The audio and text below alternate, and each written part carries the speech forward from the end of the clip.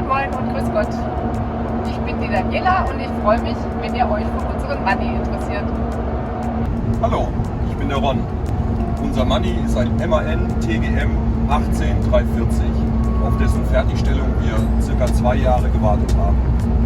Damit erfüllen wir uns einen lang gesehnten Traum, wenn die Kinder aus dem Haus sind, die Welt zu bereisen. Bis dahin wird es wahrscheinlich eher Europa und noch Familienurlaube werden. Viel Spaß auf unserem Kanal.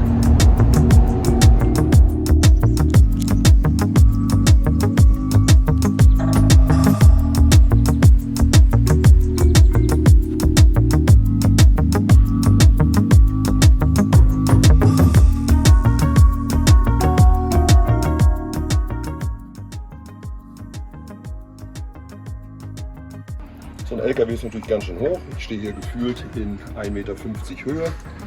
Um rauszukommen, haben wir Gott sei Dank einen Aufbau, was eine Treppe in sich hat und gleichzeitig noch eine sogenannte Campingtreppe, die hochgeklappt werden kann und auch mit einem Alarm gesichert ist, sodass man nicht mit aufgeklappter Treppe losfährt.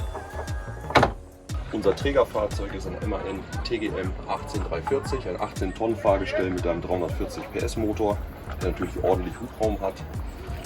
Und wir haben auf dieser Seite 300 Liter Diesel, auf der anderen Seite 400 Liter Diesel, also in Summe 700 Liter Diesel. Wir haben hier den Dieselfilter mit Wasserabscheider und der Möglichkeit zwischen dem linken oder beziehungsweise dem rechten und dem linken Tank umzuschalten und können hier noch weitere Sachen, die schmutzig werden dürfen, auch transportieren.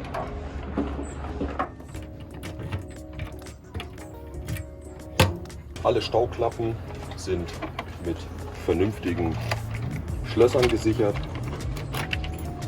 und vernünftigen Beschlägen. Hier transportieren wir das Hundefutter für unsere beiden Hunde.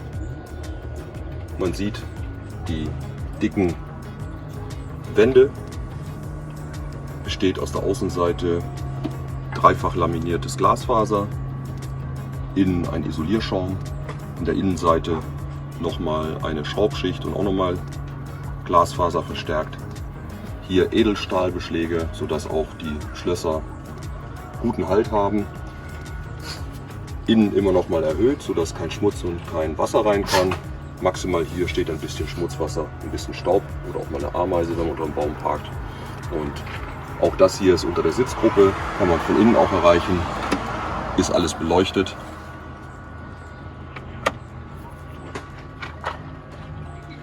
Und hier sieht man auch die Entlüftung für den Kompressor vom Gefrierfach bzw. Gefriertruhe. Hier hinten kommen wir von der rechten Seite an unsere Garage.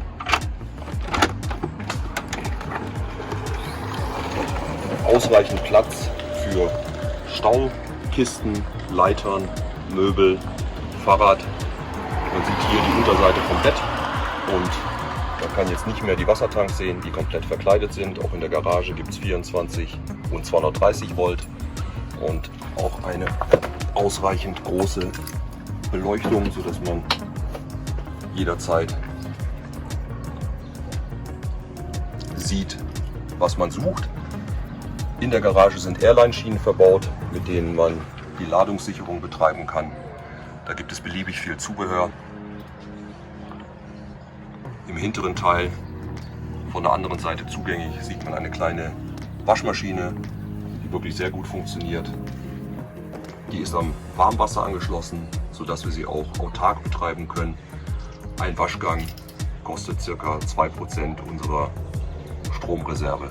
Hier seht ihr wie gesagt die Waschmaschine, die rüttelfest verbraut ist. Das ist ein koreanisches Produkt, wird in kleinen koreanischen Haushalten meistens über Waschbecken oder über der Badewanne montiert.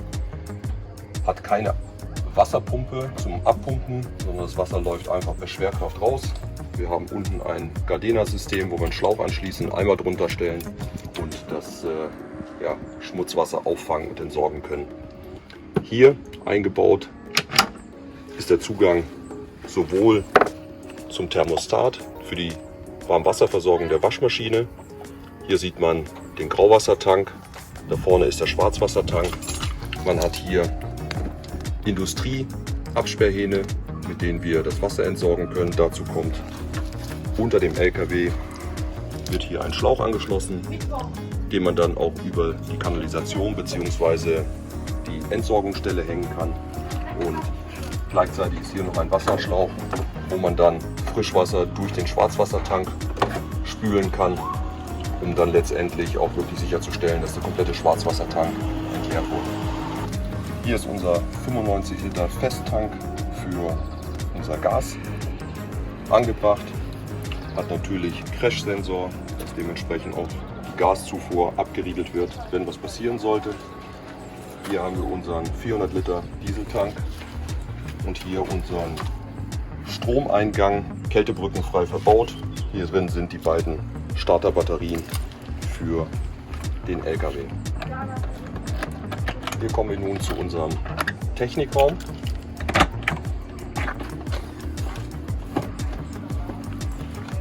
Ihr seht hier die komplette Technikinstallation für Solar für 230 Volt. Alle Sicherungen, alles sauber beschriftet. Wir haben hier den Boiler mit der Heizung und einer Außendusche. Und hier unten drunter installiert die Klimaanlage. Auch hier, wie bereits gezeigt, kommt man vom Innen des Aufbaus ohne Probleme dran. Das ist unterhalb der Sitzgruppe und so kann man beim schlechten Wetter auch von oben notfalls eine Sicherung oder eine Verkabelung überprüfen. Als Bereifung haben wir das Reifenmaß 1400 R20, also mit einer 20er Felge, Sprengringfelgen, sodass man auch mal den Mantel selber von der Felge nehmen kann. Wir haben von TI System ein Reifendrucksystem verbaut. Jetzt in der falschen Hand. So. Wo man per Schnellverschluss jeden Reifen anschließen kann. Auf der anderen Seite haben wir die zentrale Steuerungseinheit, die ich euch gleich noch zeigen kann, wo man den Reifendruck einmal einstellt. Sobald man alle 4 Reifen anschließt, wird der Reifendruck automatisch in allen Reifen zentral eingestellt. Also sowohl Luft eingelassen als auch Luft abgelassen, was fürs Gelände sehr wichtig ist. Auf beiden Seiten hinten haben wir diese Edelstahlstaukästen. Hier kommt alles rein, was dreckig ist und nicht ins Innere soll. Hier haben wir Hebekissen, alte Hebekissen von der Feuerwehr drin, 2 Stück, die jeweils 6,5 Tonnen heben können. Das heißt, wir können im Bedarfsfall die unter die Achse legen. Wir haben hinten eine Druckluftversorgung, also für den Bremskreislauf für den Anhänger, den wir nutzen können, um unsere Hebekissen selber aufzublasen.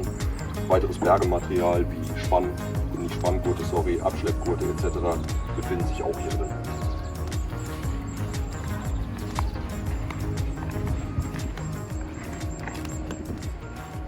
Auf der Rückseite befindet sich der Heckträger mit einem Reserverad.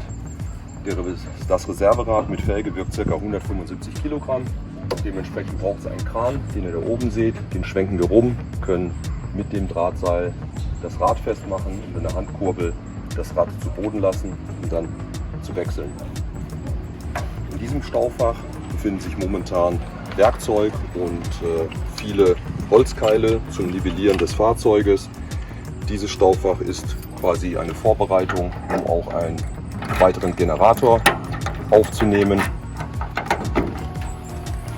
Das heißt, wenn man nicht genug Solar hat, dass man auch Landstrom nicht anschließen kann, dass man dann dementsprechend einen Generator nutzen kann, um zum Beispiel die Klimaanlage zu betreiben. Hier oben sind 4 Sandbleche montiert, mit denen man sich dann auch mal aus schwierigen Situationen befreien kann. Natürlich obligatorisch auch für Europa der Unterfahrschutz, den wir im Gelände hochklappen können. Dazu ziehen wir diesen Hebel, klappen ihn hoch, dann rastet er wieder ein und wir schließen den Hebel. In der hinteren Edelstahl-Staubox auf der Beifahrerseite haben wir unser Sonnensegel, die Matte, die draußen liegt, also alles, was auch dreckig wird, Sandschaufel, Fettspritze, Hammer, Axt, Säge. Brecheisen, Zeltstangen, alles was eigentlich nicht in den Aufbau gehört.